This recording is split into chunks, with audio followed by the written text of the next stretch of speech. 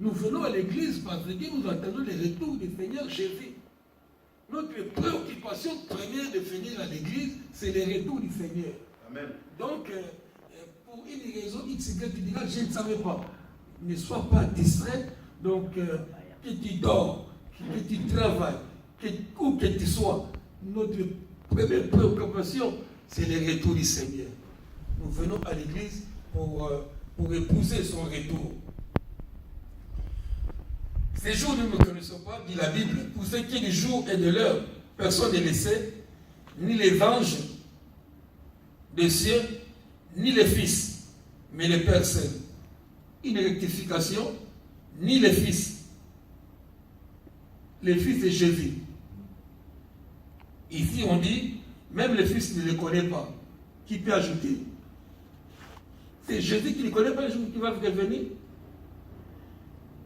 Pour ce qui est du jour et de l'heure, personne ne le sait. D'accord? Nous les chrétiens, nous ne savons pas, mais nous sommes prudents, nous savons qu'il viendra. Ni les anges. Les anges aussi ne savent pas le jour du retour de Jésus. Hein? Lui-même, Jésus ne sait pas. Pardon? Lui-même, il ne sait pas. Ici, on dit, même Jésus-Christ ne sait pas. C'est vrai? Oui. Non. Ni les fils ne sait pas. Il ne connaît pas. Ça, c'est la Bible. C'est la Bible qui l'a dit. Ni les fils. Il dit même lui-même. Non, on a écrit seulement les fils. Mais les fils, C'est moi qui ai c'est ni le fils. pas les fils, ni Les fils. Les fils, il y a. Les fils de Jésus. Le fils. Maggie, c'est Jésus-Christ l'a dit. Même Jésus ne le connaît pas. Jésus. Hein? Il nous parle de Jésus, là. C'est Jésus, donc le fils de Jésus, c'est Jésus. Il connaît. Non, il connaît. Il connaît. Il a dit, il part nous arranger la place. Il connaît. Pas parce qu'il Il savait pas ne qu'il connaît allait pas les jours de venir. retour. Non, parce que la Bible il savait. Il savait après, mais il ne savait pas qu'il venait. Il savait. Si, Si, il Jésus savait. est Dieu. Lui-même est Dieu. C'est la date. Jésus est Dieu. Il savait. Et pas de- Jésus est Dieu. Il sait toutes choses. Ok. Ok. Et ça fait longtemps que j'ai étudié ça.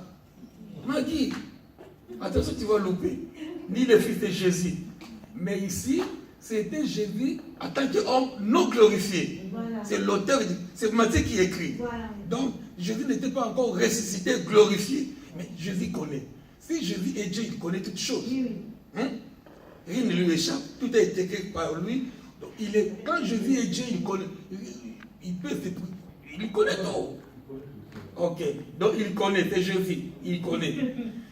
Ni le Fils, non glorifié, mais Jésus glorifié en tant que Christ, en tant que Fils de Dieu, il connaît. Mais le Père seul. Ok, très important.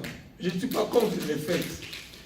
Je ne suis pas contre. Mais écoutez, ce qui arriva du temps de Noé arrivera de même à l'avènement du Fils de l'homme. Ce qui arriva du temps de Noé arrivera de même à l'avènement du Fils de l'homme. Question à l'auditoire.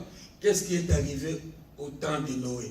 On pose la question, on dit, le Fils de l'homme reviendra de la même manière que ce qui s'est passé au temps de Noé. Qu'est-ce qui s'est passé au temps de Noé? Les gens, ils étaient investis. Déluge aussi, les déluges. Explique-toi un peu. C'est par rapport à l'avertissement. Les gens, ils savaient. Noé, il avait averti tout le monde comme maintenant.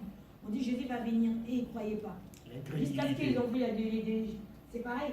L'incrédulité de... Tout le monde connaît la parole. On dit venez à l'église, personne ne vient. Et quand Jésus va venir ces jours-là, on sera étonné. Noé, le bateau était déjà fermé, c'était trop tard. Personne ne pouvait rentrer. Donc, il parle de l'incrédulité qui a été au temps de Noé. C'est cette incrédulité-là que nous allons vivre aussi au temps du Fils de l'homme. Donc le manque d'obéissance à la parole. Hein? Le manque d'obéissance à la parole. Manque d'obéissance. Explique-moi un peu les temps. Qu'est-ce qui est arrivé au temps de Noé? L'histoire de Noé. Mais ce qui est arrivé là. Et nous, qu'est-ce qui est arrivé? Dieu avait déjà dit. Je suppose, attends, moi je veux comprendre, il y a quelque... On appelle ça un nouveau là, le Seigneur, c'est un néophyte, c'est pas. Quelqu'un qui est dans la scène qui ne connaît pas, explique-lui. Je veux que tu expliques. Nouveau converti. Ah, ouais, en supposant que quelqu'un est nouveau converti est là, maintenant apprends-lui. Qu'est-ce qui est arrivé au temps de Noé? Donc au temps de Noé, je dirais qu'il y avait Dieu avait dit à Noé, il avait déjà informé à Noé qu'il y aura un temps où, comment dirais-je, il avait déjà dit à Noé qu'il y aura le déluge. C'est quoi les déluges? Donc, c'est quoi les déluges? Les déluges, c'est l'inondation, la pluie. Il y avait de l'eau qui. C'était la pluie abondante donc, qui était là et qui avait fait noyer toute la terre, surface toute la terre, toute la surface de la terre. Donc Dieu avait déjà averti à Noé. Et Noé aussi, de leur tour, il a averti à son peuple. Mais le peuple n'avait pas écouté. Donc il ne voulait pas suivre alors. Et quand il y avait la déluge, maintenant, Noé a abandonné tout le monde, il est parti avec sa famille et les animaux. Ok. Jenny, explique encore si tu comprends. Qu'est-ce qui est arrivé au temps de Noé? Ça, c'est des choses, il faut être en soi. Donc, je viens à l'église, cette histoire, je le connais depuis. Explique-toi. C'est qui est arrivé au temps de Noé? Vas-y, Jenny. Qu'est-ce qui est arrivé au temps de Noé? Hein? Explique, selon toi. Là, il y a selon Matthieu, selon Luc, selon Jean. Peut-être toi, tu comprends autre chose. Hein? Ok, bon, on a compris. Quand on dit qu'il y a eu le déluge, explique un peu le déluge. Parfois, il y a un néophyte, voilà le mot. Un néophyte, c'est quelqu'un qui vient nouveau à l'église. Il ne connaît pas. On n'a pas tous commencé l'église au même moment. Oui, c'est ça. On a un rythme. Parfois, on a du mal à retourner pour enseigner un nouveau converti. L'église s'envole et puis, parfois, on a du mal, certains ont du mal à suivre la cadence. On est des nous, on est des retours de Christ, d'eschatologie. Mais quelqu'un qui vient, c'est quoi ça? C'est pourquoi dès dimanche prochain, j'ai dit à 3 ou à 4, il y aura des enseignements des disciples. Si on met dans la semaine, on n'aura pas le temps. Et dimanche, une dizaine, 30 minutes, comme ça, on expliquera aux disciples. Donc je disais, on est parti du jardin d'Éden. Dieu plaça l'homme qu'il a formé de ses 7 mains pour l'instruire et pour les garder. Donc, Dieu veut notre connaissance aussi. Dieu attend que nous... Il est dit, mon peuple périt par manque de connaissance. Raison de lire la Bible, raison de connaître un peu ce qui se passe dans le monde, même les infos. Donc, on en parlera à la télévision qu'il y a eu un phénomène, on ne voit plus ceci, cela. Ce qui arriva du temps de Noé arrivera de même à l'avènement du Fils de l'homme. Qu'est-ce qu'on attend par le mot avènement?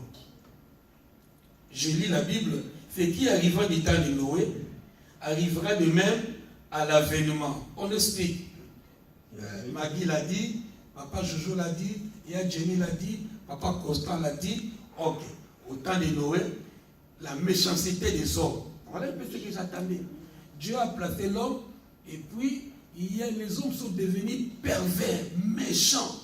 Donc, ils ont tourné le dos à Dieu.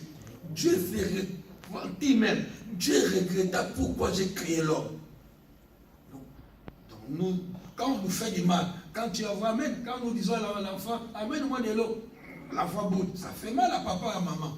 Ainsi, le mal que l'homme a fait, Dieu aussi a un cœur. Donc, Dieu regretta pourquoi j'ai créé l'homme. Et puis il a averti, et il est dit que Dieu ne fait rien sans avoir averti. Dieu est tellement bon et poli. C'est le diable qui est impoli, il vient, il prend la profession. Dieu avertit toujours. Dieu avertit par ses serviteurs. Pas que Dieu fasse du mal. Dieu avertit toujours. Quand même on est dans une église, quand même il parle une vision, quelqu'un dormira, verra, pasteur, voilà ce que je vis. C'est au pasteur de dire, on va prier. Dieu, il révèle toujours un secret. Il ne fait rien, quelque chose de brusque. Donc, le mal s'est accru sur la terre et Dieu allait détruire. Mais il donne toujours l'occasion à l'homme. Il a donné l'occasion à l'homme et il dit, j'ai choisi un homme, Noé, qui était intègre juif, construit une arche, construit et évangéliste. Il en a construit, il a évangélisé toute la terre, mais les gens le prenaient à la légère. Les gens rigolaient. Et surtout, ce qui est fort, il n'avait jamais pris sur la terre. Personne ne pouvait croire. Quand on dit que que Jésus reviendra, les hommes seront attirés. C'est contre la science. La loi de la pesanteur veut que quand je saute, je descends. C'est la loi de la pesanteur. Donc quand je saute, tu es obligé de descendre. C'est ce qu'on appelle la loi de la pesanteur. Tu es toujours attiré au centre de gravité. Est-ce que tu me comprends, Maggie? Oui. De la centre de gravité, donc tu es obligé de... Quand même un avion s'explose dans les airs, il est obligé de descendre. Maintenant, le retour de Christ, c'est différent. Jésus vient contredire la loi de la pesanteur. Au lieu que les choses tombent, c'est nous qui allons partir. Pour les scientifiques qui disent que vous êtes malade. On est malade. Mais c'est là que nous croyons. Nous croyons que par la force de Jésus, c'est le Saint-Esprit. Il va nous attirer. Comme l'aimant attire le fer. Donc, le Saint-Esprit, là où Jésus est, ça nous attire. Ah, quel dégât un aviateur chrétien, directement tiré du cockpit. Il y aura des dégâts. Et je n'aimerais pas que c'est vraiment c'est la chose la plus belle de ta vie. Donc on compare un peu ces phénomènes que nous attendons avec le temps de Noé. Et pour ceux qui ne croient pas, on a trouvé le squelette en Turquie. Donc si vous voulez, on organise un voyage pour aller voir le bateau, le fossile du bateau de Noé. Et puis, le monde ne croit pas. Ne croit pas que les hommes un jour seront attirés. Ainsi, Noé en a prêché, il a prêché et heureusement, c'est sa famille qui a été sauvée. Je vois le mot avènement. Qu'est-ce qu'on attend par avènement? Ce qui arriva du temps de Noé arrivera de même à l'avènement. C'est quoi un avènement? Pas événement. Événement, c'est quelque chose. Ah, je viens d'événement à la gare. Mais ici, c'est avènement. Retour de Christ. Ok. Retour de Jésus. Nouvelle régime. Ok. Ce qui arrive au temps de Noé arrivera de même à l'avènement du Fils de l'homme. Car les jours qui précédèrent le déluge, les jours qui ont précédé la pluie de 40 jours, déluge, il faut bien préciser, c'est une pluie abondante qui a duré 40 nuits et 40 jours. Les jours qui ont précédé le déluge, les hommes mangeaient et buvaient. C'est comme aujourd'hui. C'est les KFC, les Léons, et tout ça, on prépare à mort. On aime festoyer. C'est pas mal de manger. Et ce qui arriva au temps de Noé, ça sera pareil. Les gens étaient plongés plus à manger et à boire. Je ne suis pas contre. Je ne dis pas qu'on ne mange pas, qu'on ne boit pas. C'est marié et marier l'ex-enfant jusqu'au jour où Noé entrant dans l'arche, il ne se doutait de rien. Quand même Noé est entré, surtout que c'était la main de Dieu qui a fermé.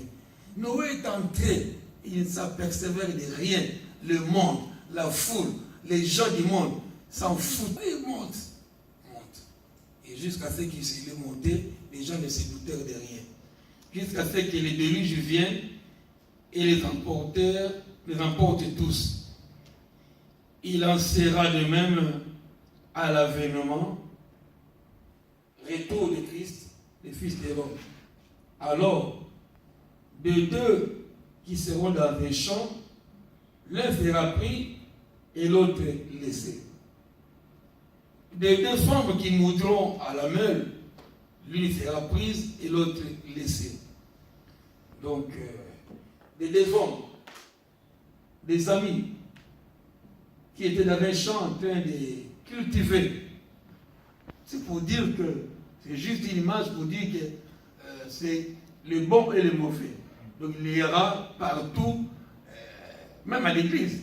Même à l'église, il y aura ceux qui iront, ceux qui ont blagué, ceux qui jouaient, ceux qui ne prenaient pas ça en considération.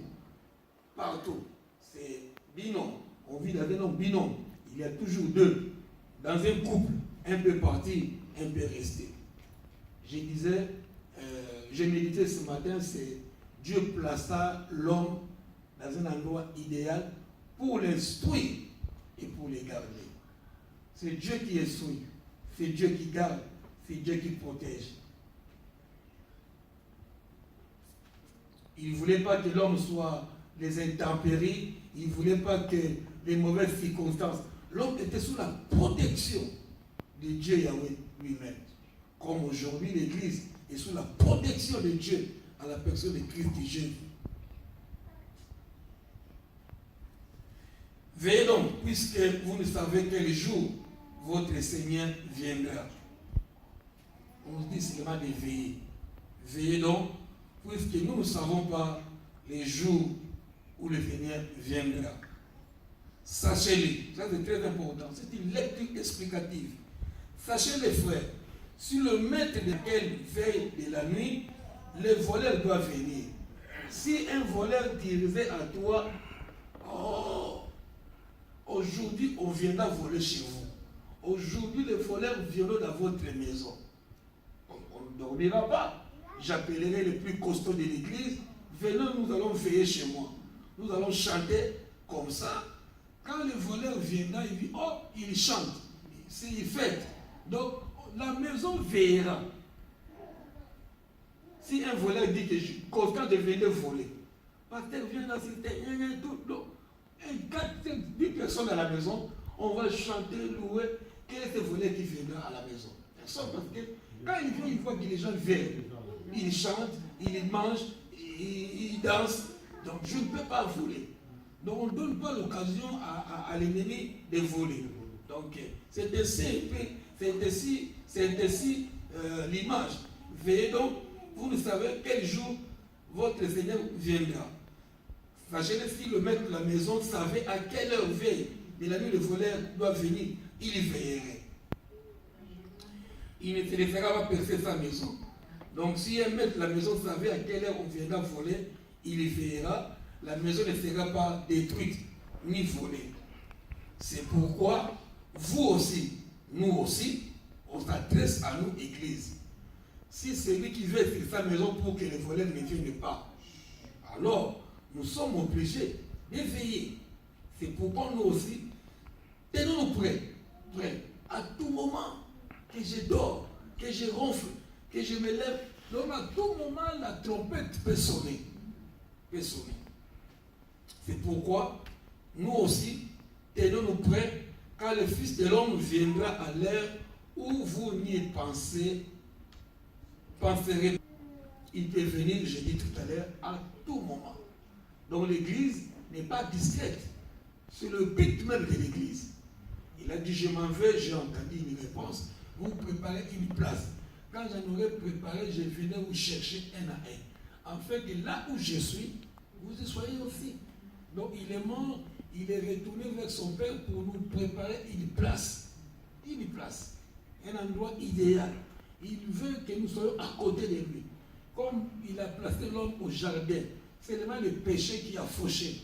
Normalement, l'homme devait vivre le paradis terrestre.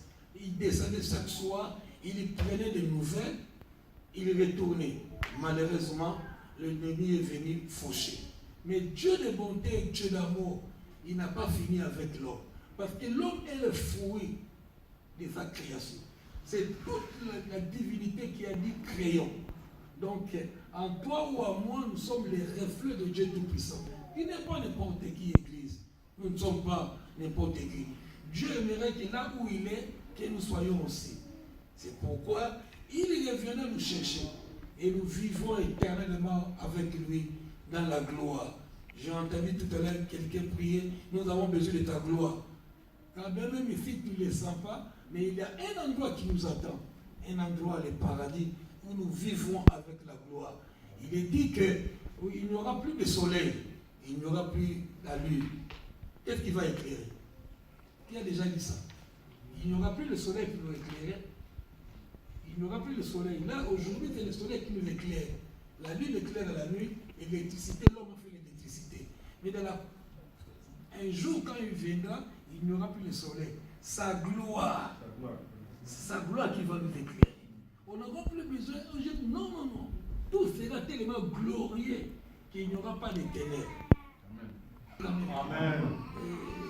Laisse-moi te dire que nous avons intérêt à tenir ces promesses. Peu importe si la terre, nous pouvons louper. On peut beau prêcher, on peut tout dire. On peut toujours rater. Ce n'est pas rater, mais c'est la volonté de Dieu. Mais nous ne ratons pas le retour de Christ. C'est la chose la plus admirable. Amen. Amen. Sachez bien, si le maître de la maison savait à quelle heure les voleurs viendraient, il veillerait. Donc nous sommes appelés à veiller. Ne laissez pas percer sa maison. C'est pourquoi nous aussi tenons-nous prêts quand le Fils de l'homme viendra à l'heure que nous n'attendons pas. Ok. On finit là. Les textes qui suivent, on a déjà prêché. Quel est donc ce serviteur fidèle et prudent qui se met à établir sur les gens pour lui donner la nourriture au temps? Je crois que Jojo en a déjà prêché. Ok. Donc c'est une exhortation à la vigilance. À la vigilance. Ma préoccupation ne soit pas,